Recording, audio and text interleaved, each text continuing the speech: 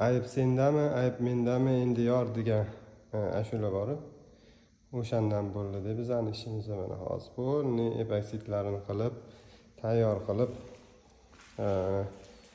tashdih bo'lib qoluvdi. Ozgina mana shu qoralarini urib chiqdi, hozir qotib solib tashlaymiz, keyin kartonlar bilan o'rab egalariga topshiramiz deb o'tdik. Mana shu yerda bitta chipa bo'lib qoldi.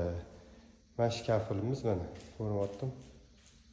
Boshqacha. Mana shu bir dona kafilimiz boshqacha bo'lib qolgan. Hammasi bir xil. Lekin bitta parti. Biz ham umuman sezmadik, umuman bilmayotgandik. Fugadan oldin, fugani qilganimizdan keyin kafil bir-biriga qo'shilib ketgandan keyin mana shu ajralib qoldi. Endi bu partiya boshqa partiya qo'shilib qolganda bitta dona. O'shani bozorchilar berib yuborishgan. Skelatchilar. Bu skelatchilar aybmi, mana aybmi yoki bu kafillar aybmi? Kim aybi bu?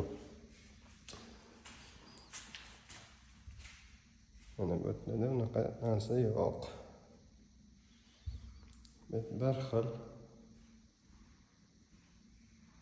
Umuman ajralgani yo'q, bir xil tushgan xudo xolasa. Mana shunda kelib bitta qarasa bu yerdan ham bilinmayapti buni. Bu yerdan ham bilinmayapti. Mana shu eshikning oldidan shunday kirganda o'sha sal ajralib turibdi. Bizga ko'ynimiz bo'lmadi.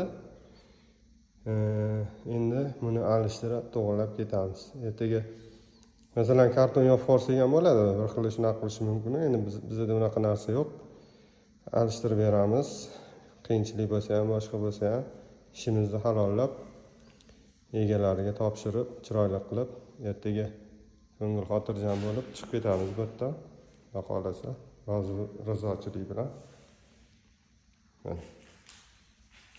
Hozir endi mana razmerlarini to'g'rilab kesib, to'g'rilab oldi mashina. Mana shu yoqqa qo'yamiz, olib tashlab.